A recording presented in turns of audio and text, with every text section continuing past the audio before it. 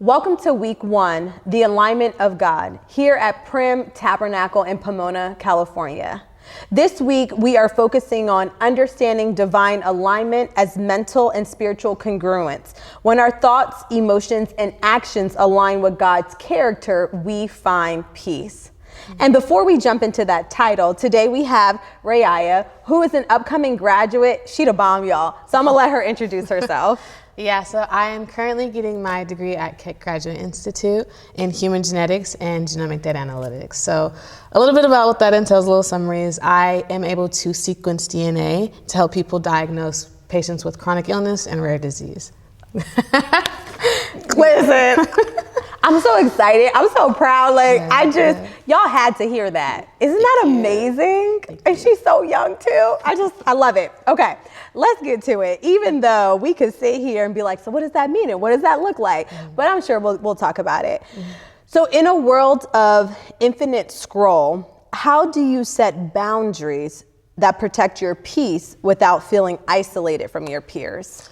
Oh yeah, I feel like something that me and my friends talk about a lot is how you can lose hours on TikTok, on Instagram, on Facebook, just because you get so enthralled in what you're seeing. And even though it's like, oh, okay, maybe I lost an hour here, an hour there, 2 hours here, 2 hours there, you don't realize how much of your life and, you know, the real present that you could be missing out on.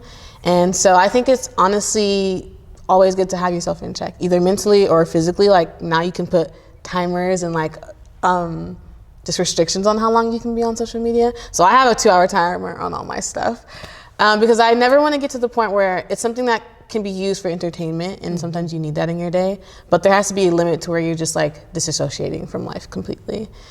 As far as connectivity goes, you just have to remember, like, I can always pick up the phone and call someone. I can always pick up the phone and FaceTime, and I love to text. So, like, being able to do that, I feel like has more of an impact. And we get so in our mind, like, oh, I watched their story, so that I interacted with them. But, like, that's not really a real interaction. Like, yes, it's nice. The likes are nice. The comments are nice.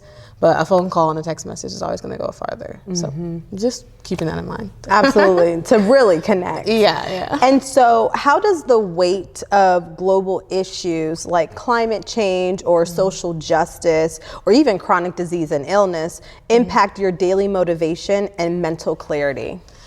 I definitely think now, especially as I'm in this kind of transitional phase, about to leave graduate school, that even though I'm so driven, like I want to work, I want to do this, I want to do that, like my judgment and my morals and my religion play a huge part in where I insert myself in these different like spaces, you know, and especially in our field. I am in science, but I believe science and faith go hand in hand. So trying to always keep that in mind, like I have my ethics. There are definitely things I would not do with my science. As we've seen in the world, in our history, you can do horrible things with science. And I never want to be on the side of my morals coming into like conflict with what I'm doing. Yes. You know? So that's a word, y'all. I never wanted to be in conflict. I never want to be questioning, like, should I actually be doing this? I don't think that's what I'm doing it for. Like I said, I really am working towards these cures and therapies for these rare illnesses and these chronic diseases because like that's where my heart is at. That's where my mind goes. I have people in my family who are affected with certain diseases, you know, cancer, diabetes, things of that nature. So that's what I'm working towards. I don't know about all that other gray area stuff. I don't even, it doesn't concern me because that's not what I got into it for. I don't think that's a part of my purpose. So I'm gonna sit there for a second because I know somebody is watching who may be in high school, maybe in college, or maybe in their 50s, 60s, or 70s and getting an advanced degree. God has given us all spiritual gifts and all purpose, and we can either choose to use it for evil or use it for good. And so it's very important that we understand our moral compass, that we understand our divine alignment to what God has called us to do. And you really hit on it as the alignment of God. You say, I know I'm supposed to be a scientist, and religion and science can coexist. So God, like, show me the way. I love it. I love it. Yeah. And so with that being said, does alignment to you mean finding a career that pays well or one that aligns strictly with your ethical values? Or can you have both?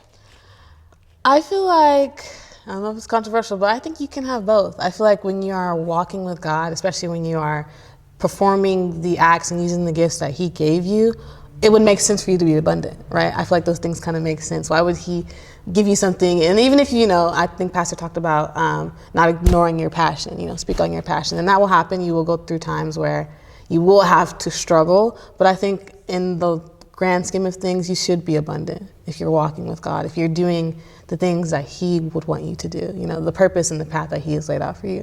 Mm-hmm. Absolutely. I'm a living testimony. Yes. Yeah, I'm like this. Absolutely. I can say that God has truly blessed me tangibly and intangibly. And I believe what I do is a ministry. And not everything that I do, right? Because something is just a part of a job. At the same time, when I'm teaching, when I'm talking, when I'm training, when I'm testifying, when I'm educating people, I know that's very important for people to have information, because applied information is knowledge, and we want people to have knowledge. That's what the Bible talks about. And when we have knowledge, then we can make sound decisions, right? Clock it, yes, girl. And so I strongly believe that, will you have struggles? Yes, I had struggles. We will all go through struggles. Will there be times where like, ooh, it's a little tight? Yes, absolutely. And there are so many people in the Bible who were divinely aligned with God and flourished financially. So can you have both? She said yes, I said yes, so yes. Well, thank you so much, Raiya, for being with us today. I hope you continue to enjoy our series, and we'll see you next time. Be blessed.